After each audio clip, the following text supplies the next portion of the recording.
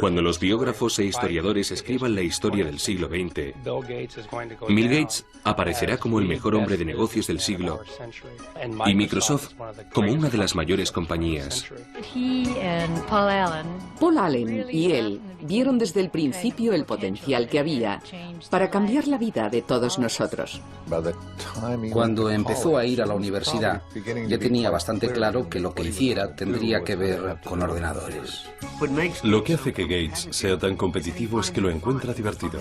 Le parece un juego emocionante como aquellos a los que jugaba cuando era pequeño. Creo que la gente percibe que Microsoft está siempre con los dos pies en la línea de la falta. No hay duda de que dentro de 100 años se hablará de él como una persona que transformó una era, igual que hoy se habla de Rockefeller y Carnegie, personas que también transformaron una era. Bill Gates.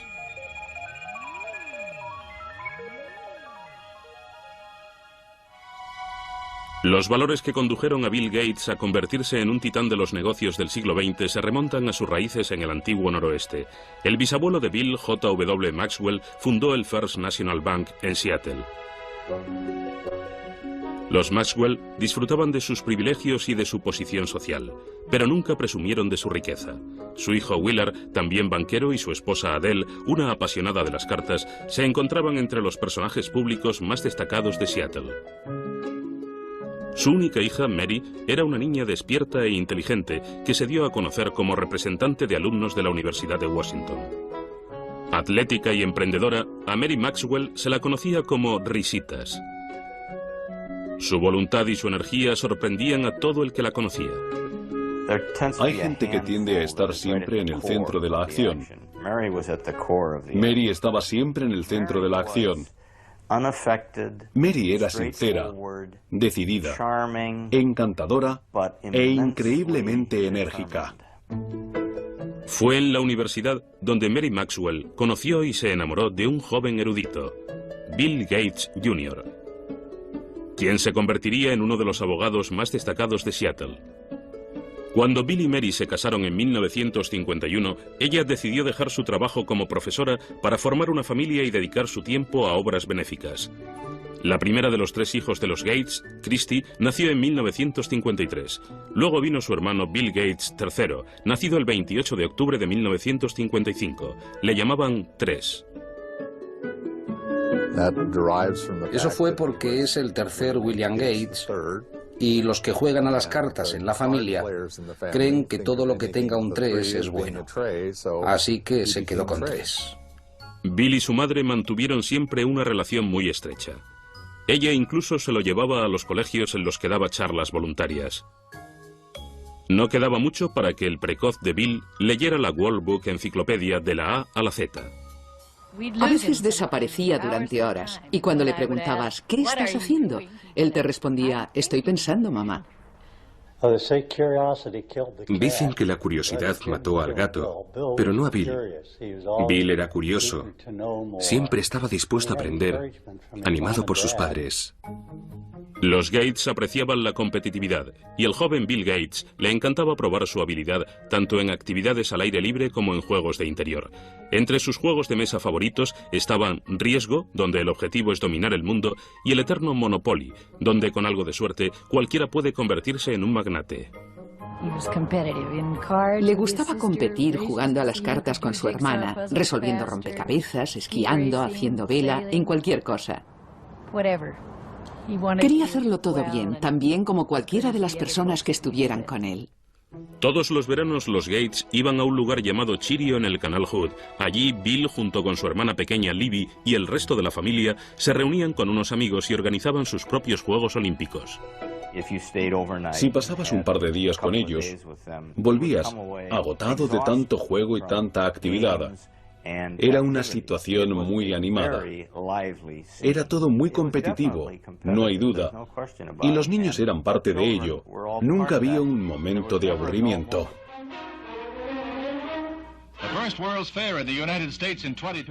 Cuando se inauguró la Expo de Seattle en 1962, los Gates se apresuraron a ver las maravillas que predecían para el siglo XXI, tecnología informática incluida. A menudo Bill volvía a visitar las exposiciones de alta tecnología. Ya estaba claro que tenía una habilidad innata para las matemáticas y las ciencias. Sin embargo, Bill se estaba volviendo algo individualista y mostraba signos de rebeldía preadolescente que le hacían discutir con su madre. Mary y yo crecimos en el seno de dos familias muy estrictas, donde nuestros padres controlaban nuestra personalidad y nosotros simplemente seguimos la tradición. Este método no funcionaba con Bill, que a los 11 o los 12 años empezó a ser emocionalmente muy independiente. Estaba deseando aclarar sus ideas y averiguar lo que quería y lo que no quería hacer, y fue duro, sobre todo para Mary. Estaba bastante perdido. No se encontraba cómodo en la escuela. No estaba seguro de lo que quería hacer. Era obviamente inteligente y brillante, pero necesitaba ayuda. Recibió algunos consejos en esa época y experimentó un cambio en el colegio. Aunque creían en la educación pública, los padres de Bill pensaron que su hijo encontraría mejores consejos y más disciplina en Lakeside, la mejor escuela privada de Seattle para chicos de su edad. Solo aceptaban a los mejores alumnos, a los más brillantes, y Bill encajaba perfectamente en esa descripción. Allí empezó a transformarse, encontró nuevos amigos y clases más estimulantes. Era excelente en matemáticas. Lo hacía estupendamente en el escenario. Quiero decir que era fantástico en teatro. Le interesaba cualquier libro. No es que estuviera completamente centrado en las matemáticas y las ciencias. Tenía un amplio abanico de intereses. En 1969, cuando Bill empezó el instituto, el programa espacial de los Estados Unidos estaba en su punto álgido. En el mes de julio, la nave Apolo 11 llevó al hombre a la Luna. Pero los ordenadores que lo hicieron posible eran aún gigantes electrónicos que costaban millones de dólares y hacía falta todo un ejército para manejarlos. La mayoría de los colegios no podían ni pensar en comprar un ordenador. Sin embargo, Lakeside consiguió firmar un pacto extraordinario que sería decisivo para Bill Gates. Una compañía de Seattle ofreció a la escuela el uso de su ordenador a través de un teletipo. El joven Gates estaba hechizado por el potencial de esta máquina primitiva y empezó a pasar todo su tiempo libre en la sala del ordenador. Lo contamos con mucha frecuencia, pero es cierto. Se levantaba por las noches y se iba a trabajar con el ordenador. Luego volvía y ni nos enterábamos de que se había marchado. Recuerdo que un día nos llamó el director del colegio y le preguntamos, ¿tienen problemas con las drogas? Él respondió, no se trata de las drogas, pero tenemos algún alumno enganchado al ordenador. La verdad es que pasarse tanto tiempo con el ordenador era casi el mismo tipo de adicción. Bill Gates compartía su adicción con Paul Allen, un compañero algo mayor que no podía ser más distinto a Gates. No solo era 2 años mayor, sino mucho más grande. Mientras que Allen era callado y contemplativo por naturaleza, Bill era protestón y desafiante. Sin embargo, esta extraña pareja estaba destinada a hacer historia. Juntos escribían códigos de software.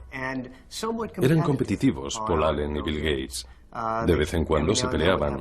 Una vez Paul Allen echó a Bill Gates, que era algo más joven, del grupo en el que escribían los códigos.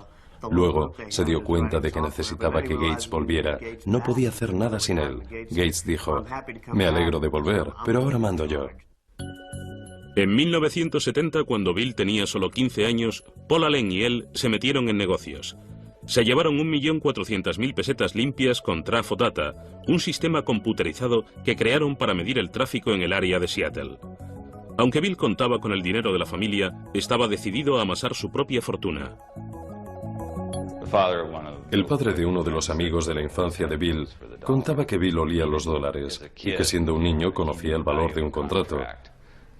Incluso tenía un contrato para utilizar el guante de béisbol de su hermana mayor, un documento firmado y perfectamente legal.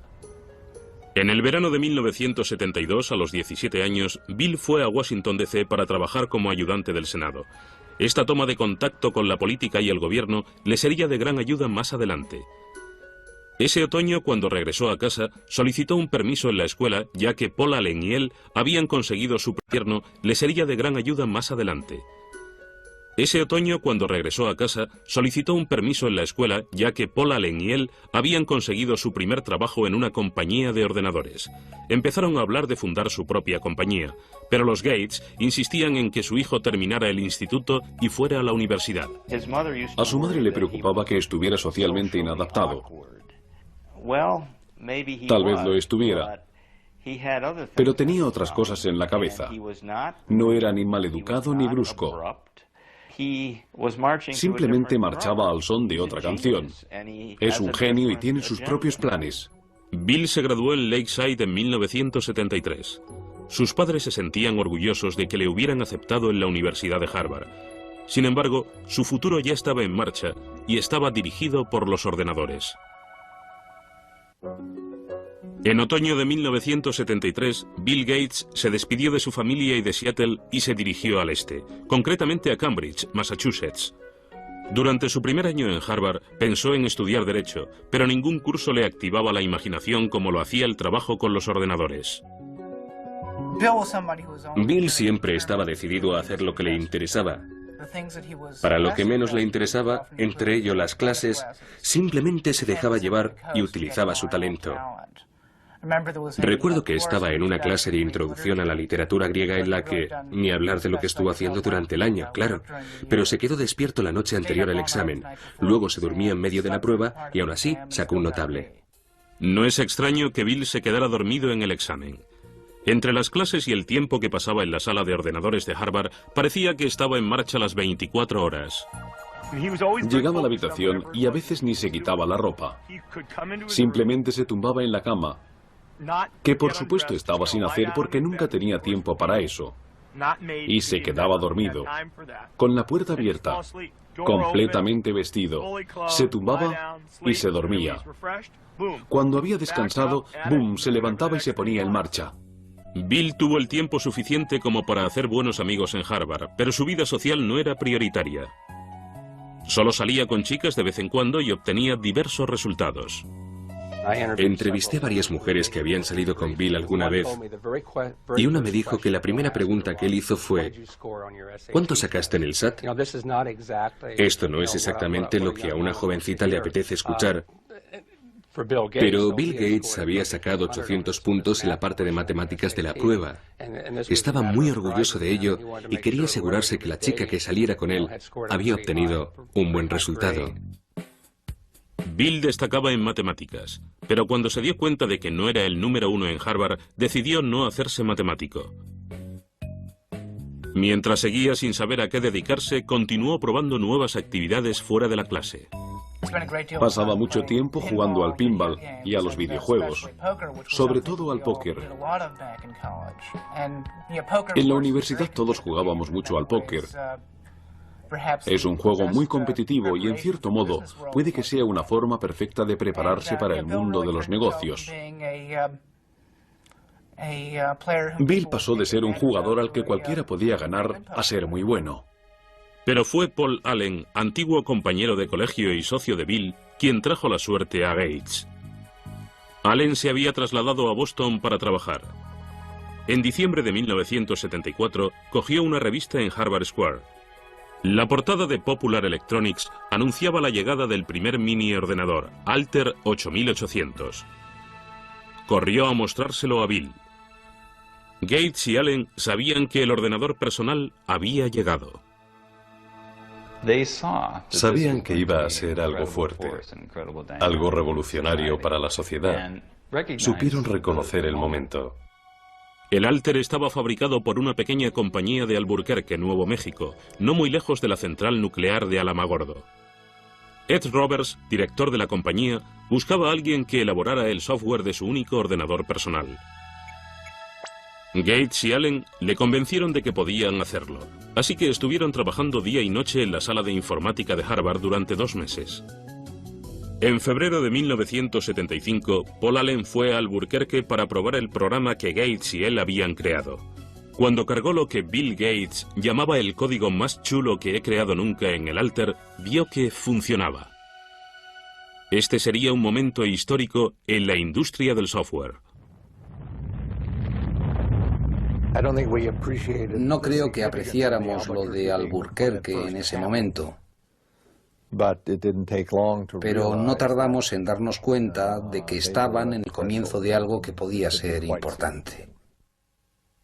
Para un Bill Gates que solo tenía 19 años, ya nada sería igual. En verano de 1975, Paul Allen y él fundaron Microsoft. Su trabajo con la compañía de Ed Roberts resultó llevarles tanto tiempo que Bill tuvo que dejar Harvard antes de terminar su último año para trasladarse a Albuquerque.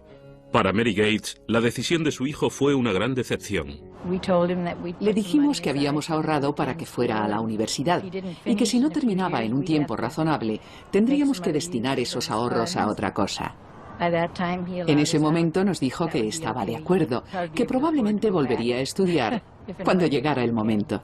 Bill estaba seguro de que había tomado la decisión adecuada, pero transformarla en software no iba a ser tan sencillo. El entorno de los ordenadores personales estaba rodeado de usuarios que querían compartir información nueva y software sin pagar. Esto enemistó a Bill con sus colegas. Había un montón de chavales y universitarios intentando enterarse. Bill no caía muy bien porque les decía que eso era robar, que él lo había creado y que era suyo. El negocio estaba lleno de piratas informáticos. De hecho, Gates escribió una carta a los aficionados a los ordenadores advirtiéndoles acerca de las consecuencias de copiar el programa de Microsoft. Empezaba: la mayoría robáis software. El hardware hay que comprarlo, pero el software se comparte. ¿A quién le importa si se paga o no a los que lo hicieron? ¿Os parece justo? Sin embargo, los que lo roben, al final perderán. Se le veía como una especie de renegado. La ética que prevalecía entonces era distinta. Pero creo que la industria del software no habría evolucionado como lo ha hecho sin alguien que estuviera ahí para decir lo que hacía falta. Bill también había tenido problemas con Ed Roberts, que le consideraba un mimado odioso. No estaban de acuerdo en casi nada, y Roberts era un magnífico adversario. Ed Roberts era un hombre bastante grande. Medía 1,80 m y pesaba 130 kilos. Y Bill Gates era... Vamos, había creado Microsoft con 19 años y parecía que tenía 13. Estaba empezando a salirle barba y ya se enfrentaba con Roberts cara a cara. El enfrentamiento final tuvo lugar en mayo de 1977, cuando Roberts vendió el negocio y Gates tuvo que demandarle para quedarse con el software que Paul Allen y él habían creado para la compañía. Gates ganó. Microsoft empezó a crear nuevos programas. Gates y Allen empezaron a vender sus productos a otras compañías informáticas. A finales de 1978, con unas ventas cercanas a los 80 millones de pesetas, trasladaron Microsoft de Albuquerque a Seattle. Bill se alegraba de haber vuelto y metió la quinta para promocionar la empresa en su ciudad. We always design with the future in mind. Our research people are always tracking the latest in hardware and software technology. El auténtico genio del marketing de Microsoft era Bill Gates. En los primeros momentos, era el quien salía a la calle para vender su compañía y su software. A menudo se llevaba a su madre en sus viajes. La madre de Bill, respetada y con buenos contactos, se convirtió en un personaje fundamental en la trayectoria profesional de su hijo. Mary trabajaba en varias corporaciones y en la Universidad de Washington. Estaba en la junta directiva de United Way. Además, conocía al director de IBM y así fue como su hijo conoció al director de IBM gracias a ella. De Washington. Estaba en la junta directiva de United Way. Además, conocía al director de IBM y así fue como su hijo conoció al director de IBM gracias a ella. En noviembre de 1980, IBM llamaba a la puerta de Microsoft. El mayor fabricante de ordenadores del mundo quería hablar con Gates y Allen acerca de un sistema operativo para su nueva línea de ordenadores personales. Desde la primera reunión, IBM captó mal a la persona con quien estaba negociando. Parecía un crío. Estaba delgadito. Llevaba una pelambrera algo informal. Y la gente no le tomaba como un hombre de negocios. Pero los jefazos de IBM pronto descubrieron que Gates no era un principiante. Les convenció de que Microsoft podía enviarle software nuevo. De este modo compró un sistema operativo ya existente y luego lo adaptó a los ordenadores de IBM. Lo llamó MS-2. Bill Gates, un hombre de negocios sagaz, sabía dónde encontrar un sistema operativo. Salió a la calle y a pocos kilómetros lo encontró por 800 millones de pesetas. Pero lo mejor fue que para desarrollar ese sistema operativo para IBM, querían comprar el código original de lo que les había dado los derechos sobre el sistema operativo, o lo que se dio a conocer como DOS. Pero Microsoft se negó a firmar. Al no tener los derechos sobre el sistema operativo, IBM tendría que pagar a Microsoft por cada copia de DOS que instalara en sus ordenadores. IBM estaba a punto de perder su puesto en la lista de ventas. Mientras el resto de las compañías compraban ordenadores más baratos que los de IBM, Microsoft les vendía el mismo sistema operativo a todas. En ese momento se estaban fabricando muchos ordenadores. Me sorprendió que no sé quién ganará en el negocio del hardware, pero Microsoft tiene muchas posibilidades en el del software. Entre 1978 y 1981, el crecimiento de Microsoft fue espectacular. La plantilla pasó de 13 a 128 empleados. Los ingresos pasaron de 300 a 1.300 millones de pesetas de la noche a la mañana. En 1983, el software del 30% de los ordenadores personales del mundo era Microsoft. Bill Gates nunca apartó la vista de la base de todo. Nunca volaba en primera a menos que fuera absolutamente necesario. A menudo viajaba en autobús y se ponía una manta por la cabeza para poder dormir. Sus padres le habían educado en el valor del dinero y del trabajo, y esto se reflejaba no solo en cómo llevaba su vida, sino en cómo llevaba Microsoft. A principios de los 80 la industria pasaba por un momento importante, sobre todo para aquellos que aún no habían cumplido los 30. Microsoft empezó a trabajar con el software de compañías innovadoras como Apple y su gurú Steve Jobs. Muchos consideraban el Macintosh y su software lo más ingenioso del momento, el producto del futuro. To create a new standard, it takes something that's really new and really captures people's imagination. And the Macintosh, of all the machines I've ever seen, is the only one that meets that standard. Pero Microsoft y Apple no tardarían en iniciar una dura lucha por los derechos de la siguiente generación de programas de software. Bill Gates estaba a punto de recibir una noticia que haría que Microsoft se tambaleara.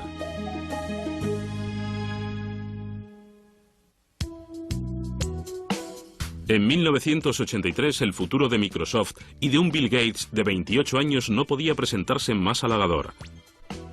El negocio de los ordenadores estaba en alza y cada vez había más demanda de software. Bill Gates y Paul Allen se convertían en los reyes de la era de los ordenadores. Pero en medio del tranquilizador ascenso de la compañía, le sorprendió una terrible noticia. Paul Allen, amigo y compañero de Bill desde el instituto, sufría el mal de Hodgkins, un cáncer. Le dio a Bill una perspectiva que antes no tenía. Siempre fue muy decidido y muy exigente. Puede que esto le ayudara a comprender un poco mejor lo que pasan las personas con problemas de salud. La enfermedad de Allen remitió un año después, pero él nunca volvió a tomar parte en el día a día de Microsoft. Para dos hombres de 30 años que habían creado una compañía de importancia mundial y habían ganado millones, era el fin de una era. Creo que la historia demostrará que su relación era muy dinámica. A menudo les comparo con los Beatles, Lennon y McCartney. Las canciones que escribieron juntos son las que recordamos y las que se siguen oyendo una y otra vez, aunque ambos eran excelentes letristas. Aún escuchamos las canciones que escribieron cada uno por su cuenta, pero de algún modo juntos eran aún mejores. Lo mismo sucedía con Paul y Bill. En 1984, Bill Gates se había convertido en la única cara de Microsoft. En abril de ese mismo año, la revista Time le reconoció como el principal representante de una nueva generación de hombres de negocios, una que entendía de tuercas y tornillos, pero que conocía las estrategias corporativas. Al trabajar con Bill ves que en cualquier reunión elabora un perfil de cada caso. ¿Qué pasa con esto? ¿Qué pasa con aquello y esto otro? Básicamente, crea en su cabeza una lista muy estructurada de todo lo que puede pasar y luego se dedica a resolverlo. A menudo Microsoft era como un campamento para estudiar matemáticas, donde el estilo exigente de gestión que proponía Gates mantenía vivo el proceso creativo y a menudo provocaba enfrentamientos serios. El Gates de la primera época lo rebatía todo. Para él todo era la idea más absurda que había oído jamás. En parte era para probarte. Era como, bien, si no estás de acuerdo, convénceme de que no es la idea más estúpida que he oído jamás. Para estar en lo más alto de una industria en continua evolución, había que tener ganas de luchar constantemente. Gates se rodeó de un equipo que compartía su ética profesional. Trabajamos para lanzar un nuevo producto de software. No queríamos quedarnos en Seattle. Miriam Lubaub, ayudante de Bill, cuenta la siguiente anécdota. Ella acababa de entrar en la compañía. Una mañana se encontró a un hombre durmiendo debajo de una mesa y resultó ser Bill. Miriam estuvo a punto de llamar a la policía. El esfuerzo se estaba viendo recompensado. Microsoft recaudó 22.400 millones de pesetas en 1985. Inevitablemente, el hecho de dirigir una compañía durante las 24 horas del día pasó factura a la vida social de Bill. Consiguió tener una novia formal, Jill Bennett. A ella le parecía difícil mantener una relación con alguien que era capaz de trabajar 3 días seguidos sin dormir. A veces se quedaba sentado en los escalones de la entrada, medio muerto. Hablaba con ella, pero mientras estaba pensando en software y haciendo alguna otra cosa más. Ella decía que era increíble verle. En el centro de este trepidante ritmo de vida se encontraba un nuevo producto. En 1986, Gates lanzó Windows, que se convertiría en la firma de la compañía. La crítica enseguida comentó que el uso del ratón y los iconos era más aburrido que el Macintosh de Apple, que se consideraba el sistema operativo más fácil de utilizar. If you know how to point, you already know how to use it. Macintosh, the computer for the rest of us. Apple había permitido a Gates el acceso a toda su tecnología mientras él estuvo trabajando en el nuevo software para Macintosh. Gates aconsejó a Apple que sacara la patente del software. Pero Apple estaba más interesada en vender ordenadores que en el programa, así que ignoraron la propuesta. Una vez más, Gates aprovechó la ocasión y salió corriendo. En esta industria competimos y colaboramos al mismo tiempo. Un día Bill me dijo, ¿sabes una cosa? Soy un competidor, así que aunque eres mi amiga, no me des información que no quieras que use contra ti. Porque voy a competir contigo y si me dices algo que me pueda servir, lo utilizaré. Pero Apple decidió que Gates no se iba a aprovechar del negocio, así que amenazó con presentar una demanda contra Windows. Gates se negó a pasar el software de Microsoft que Apple necesitaba tan desesperadamente. Al final, Microsoft venció a Apple ante los tribunales. Finalmente, Microsoft demostró que aunque ambos pasar el software de Microsoft que Apple necesitaba tan desesperadamente. Al final, Microsoft venció a Apple ante los tribunales. Finalmente, Microsoft demostró que aunque ambos ordenadores funcionaban de forma similar, cada una de las funciones de Windows era muy diferente a las de Macintosh. Aunque la primera versión de Windows no era perfecta, le dio a Microsoft un nuevo empujón económico. En 1986, Bill Gates puso a la venta la compañía. Se quedó con el 45% de las acciones, lo que le convertía en millonario a los 31 años. Aún así, Gates nunca se sintió seguro con respecto a la situación de la compañía. No quiere fallar. Y cuando se tiene ese miedo, cuando estás siempre mirando hacia atrás, a ver quién viene y quién pretende quedarse con Microsoft, te consumes y te haces la persona más competitiva de la industria. Vive intensamente.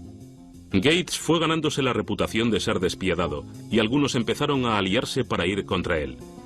IBM empezaba a ganar popularidad y tenía en su mano la posibilidad de quitar de en medio a Microsoft para siempre. En 1987, Bill Gates era uno de los billonarios más jóvenes del mundo. Y Microsoft parecía tener luz verde en el suministro de software para ordenadores personales. Sin embargo, estaba a punto de enfrentarse a una grave crisis.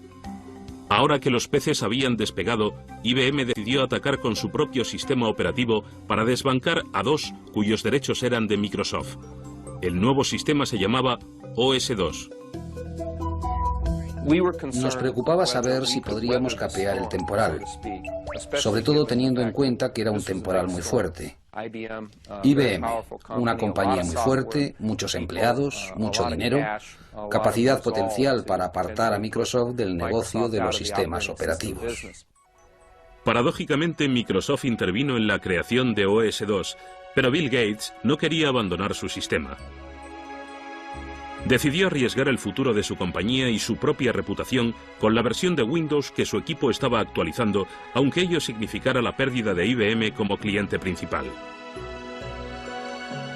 El 22 de mayo de 1990, Microsoft lanzó Windows 3.0. Esta nueva versión se convirtió en un éxito de ventas. Finalmente, OS/2 fracasó y dejó a Microsoft el monopolio virtual de los sistemas operativos. La Comisión Federal de Comercio empezó a recibir quejas de que Gates utilizaba su control sobre los sistemas operativos para acabar con la competencia recortando los precios de los productos Microsoft. Parecía que el director de Microsoft se estaba creando una imagen de ángel exterminador. Bill Gates no es un vándalo. Simplemente necesita ganar. Hacerlo de una forma elegante o no carece de importancia. Lo importante es ganar. Una política de precios agresiva no era lo único que se le criticaba a Microsoft. En 1993, el Departamento de Justicia abrió una nueva investigación. Estudiaron el hecho de que Microsoft estuviera cobrando a los fabricantes de ordenadores unos derechos según el número de ordenadores que vendieran, incluidos los que no llevaban el software de Microsoft. Hicieron pagar los derechos a los fabricantes de ordenadores, tanto si llevaban el software de Microsoft como si no. De este modo, evitaban que la compañía entrara en el mercado. The Justice Department has charged Microsoft, the world's largest software company, with using unfair marketing and contracting practices to choke off. En julio de 1994, Microsoft consintió dejar de cobrar los derechos en cuestión y el Departamento de Justicia cerró el caso. Gates nunca admitió que Microsoft tuviera un monopolio e insistía en que simplemente estaba proporcionando un software mejor a precios más bajos. We're not like an alligator. We don't go around and eat things. We come out with these little boxes, these nice little software packages, and you stick them in your computer and you either have fun using it and it helps you get things done or not. Pero para los inversores no era tan sencillo. Las investigaciones del gobierno y la lucha con IBM y Apple hicieron que el valor de las acciones de Microsoft descendiera. Ahora más que nunca había que sacar la siguiente versión de Windows. Gates encontró un modo de relajar la tensión. Apareció en una campaña publicitaria con Steve Ballmer, el Top Gun de Microsoft. Hizo varias apariciones estelares en convenciones. Un día incluso llegó vestido de Mr. Spock. Gates instituyó las microolimpiadas. Esta desordenada competición entre los empleados de Microsoft recuerda a los juegos a los que Gates jugaba de pequeño en el canal Hood. Era como un campamento de verano para adultos. Íbamos a su casa y él se pasaba siglos pensando en nuevos juegos. Era el maestro de ceremonias. Nos dividía en equipos teniendo en cuenta cómo íbamos a interaccionar y luego nos poníamos a jugar a los juegos típicos de los campamentos. En una de esas microolimpiadas es donde conocí a Melinda. Melinda French tenía 28 años, se había graduado en Duke y tenía un máster en gestión y dirección de empresas.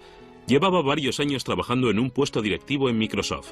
Para los familiares y amigos de Bill, estaba claro que era la mujer con quien Gates, a sus 37 años, había decidido pasar el resto de su vida. Estuvo saliendo con Melinda bastante tiempo antes de la boda. Siempre parecía que había algo especial entre ellos. Tenían tal nivel de intimidad y de conexión que saltaban chispas. Es una persona maravillosa. La pareja perfecta para él. Es muy inteligente, organizada, comprensiva. Le interesa mucho la familia y la vida familiar. Bill y Melinda se casaron en Hawái el 1 de enero de 1994. La noche antes de la ceremonia, Bill organizó una velada especial para Melinda. Contrató a Willie Nelson para que tocara la noche antes de la boda. Fue toda una sorpresa. Bill se levantó y dijo: estoy absolutamente enamorado de Melinda y quería cantar algo para ella esta noche, pero como no canto muy bien, le he pedido a un amigo que venga y que nos cante algo. Fue una gran sorpresa. Bill encontró en Melinda una compañera que no solo le daba la clase de felicidad personal que buscaba, sino también entendía las necesidades del negocio. Pero meses después de la boda, la felicidad de Bill se convirtió en angustia. Su madre, Mary, que había sido su más fiel aliada, sufría cáncer de mama. Murió en la mañana del 10 de junio de 1994. Bill acudió a su casa para estar junto a su madre. Cuando llegó a casa, hacia las 3 de la madrugada, la policía le había parado por exceso de velocidad. Por supuesto, el policía le reconoció. No era la primera vez que le paraban por ir demasiado rápido. Le miraron y le dijeron: ¿qué pasa? Él respondió al policía con lágrimas en los ojos: lo siento, mi madre acaba de morir. El policía le dijo que siguiera, pero que aminorara la marcha. La muerte de su madre le afectó. Nos afectó mucho. En los años siguientes, Bill continuó la creación de una asociación filantrópica destinada a proyectos educativos y de salud, desde donde lo había dejado su madre. Pero ni toda su riqueza ni todo su poder le protegerían de la crisis a la que se enfrentaría Microsoft. En 1995, Bill Gates, con 39 años de edad, se había hecho la vida de casado. Con su mujer Melinda, se tomó algún tiempo libre para explorar el mundo, desde África hasta China. Parecía que ahora sí, Bill Gates lo tenía todo. This is a man so successful, his chauffeur is Ross Perot, ladies and gentlemen. Please welcome Bill Gates and the Bill Gates Dancers. 1995 fue también un año sensacional para Microsoft. Windows 95 se lanzó a bombo y platillo. El show de Jay Leno. 1995 fue también un año sensacional para Microsoft. Windows 95 se lanzó a bombo y platillo. El show de Jay Leno iniciaba la campaña publicitaria del software. Windows 95 is so easy, even a talk show host can figure it out. Gates seguía siendo el mejor vendedor de Microsoft, pero de ahora en adelante el jefe no viviría solo para el negocio. El 26 de abril de 1996, Bill y Melinda daban la bienvenida a su primer hijo, una niña llamada Jennifer. Está encantado con la niña. Es maravilloso verle. Para mí, como padre, resulta muy gratificante ver que mi hijo siente por la niña lo mismo que sentía yo por él y sus hermanas. Es muy gratificante. A los 42 años, Bill Gates se ha convertido en el representante del sistema americano. Hoy es el hombre más rico del mundo, con un capital de más de 8 billones de pesetas. Es miembro de un grupo de élite en el que se encuentra Bill Clinton, con quien comparte su pasión por el golf. Presumir de dinero nunca ha sido el estilo de Gates, quien ha gastado siempre bastante en comodidades. En 1997, Bill, su esposa y su hija se trasladaron a una casa de ensueño valorada en 8.700 millones de pesetas. Además del alojamiento de la familia y de los invitados, la casa tiene una librería en la que se encuentra el cuaderno de notas de Leonardo da Vinci, por el que Gates pagó cerca de 5.000 millones de pesetas. Aunque la casa se utiliza en muchas ocasiones para los negocios, para la familia Gates no es más que su hogar. No es más que una casa para la familia, una casa agradable. Recuerdo la primera vez que fui después de que estuviera completamente terminada. Empecé a ver coches de juguete por todas partes. Quiero decir que no es una casa antiséptica en la que te da miedo sentarte o tocar algo. Aunque Bill viva rodeado de tecnología, ha mantenido el sentido de la labor social que con tanto empeño inculcó Mary Gates a todos sus hijos. Bill se ha comprometido a donar gran parte de su fortuna a la Fundación William H. Gates con la ayuda de su mujer y su padre. Han repartido 3.200 millones de pesetas entre las bibliotecas del país para comprar ordenadores con el fin de que otros puedan experimentar lo que Gates sentía cuando era pequeño. No todo el mundo puede comprarse un ordenador. Él se dio cuenta de que darle a todos los americanos, tengan 12 años o tengan 92, la oportunidad de acceder a uno, permitiría que todos experimentaran las sensaciones que él tuvo de joven, cuando estaba en Lakeside. Gates y su familia también han donado 13.000 millones de pesetas a proyectos educativos y de investigación médica. Aunque se le ha criticado por no emplear más tiempo y más dinero en la filantropía, a sus 42 años, Gates no está dispuesto a dejar el timón de Microsoft. La industria sigue evolucionando. Es un juego perfecto porque nunca termina. No puedes sentarte y relajarte. De hecho, en 1997, Gates se dio cuenta de que se estaba quedando atrás en el mercado de Internet. Una compañía llamada Netscape controlaba las ventas de los buscadores de Internet, el software necesario para acceder a los sitios de Internet. En cierto modo, creo que Internet le dio a Bill un nuevo impulso, porque se trataba de algo nuevo que conquistar. Gates decidió limar las diferencias con Netscape, incluyendo su buscador Explorer, con cada copia de Windows. Se trataba de un intento de eliminar a su rival. Si Microsoft decide desbancar a Netscape o a cualquier otra compañía, el consumidor no tendrá dónde elegir. Y si el consumidor no tiene dónde elegir, el mercado no puede funcionar. En las páginas de Internet, Gates aparece caricaturizado como un matón. Su compañía controla el 95% de los sistemas operativos de los PCs de todo el mundo, y muchos usuarios creen que Gates no ha permitido que salgan al mercado productos mejores. En marzo del 98, el Senado en el que trabajara Gates de joven llamó al presidente de Microsoft. Una vez más estaba acusado de ejercer un monopolio y de utilizarlo de forma desleal. Microsoft has the power today to exercise predatory and exclusionary control over the very means by which we access this internet. It's a lot like General Motors having the ability to dictate what type of gasoline you put in your car or what interstate you can drive on or even how you get on the interstate. A pesar de las acusaciones, Gates estaba a punto de tomar una decisión importante. La orden de no entregar Internet Explorer con Windows 98 quedaba revocada. Pero Gates seguía en la boca del lobo. En mayo de 1998, el Departamento de Justicia y 20 estados interpusieron una demanda antimonopolista contra Microsoft. Llevaría años revelar los entresijos legales de este caso, aunque ya se han llevado a cabo las investigaciones pertinentes, lo cual ha pasado factura al joven presidente de Microsoft.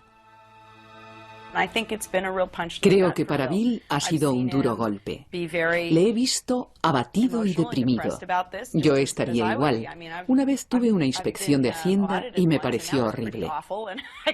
Me imagino que esto será mucho peor. Puede que Gates se sienta herido por los ataques que han recibido tanto él como Microsoft, pero su negocio sigue siendo fuerte y sus clientes siguen ahí. En cuanto al futuro, Bill ya ha comenzado a llevarse la compañía a un nuevo terreno. En 1996 empezó con un canal 24 horas por cable, MSNBC. Ahora es el dueño del mayor archivo de fotografías digitalizadas e imágenes de arte. Gates también ha estado estudiando el uso de la informática en espectáculos en compañía de los grandes magnates de Hollywood como Steven Spielberg. Bill Gates sigue siendo el competidor que siempre ha sido, tanto si se le recuerda como un magnate que se dedicaba a robar, como si se le recuerda simplemente como el chico que construyó la mejor trampa para ratones. Nadie podrá negar el impacto que su vida ha tenido en nuestra era.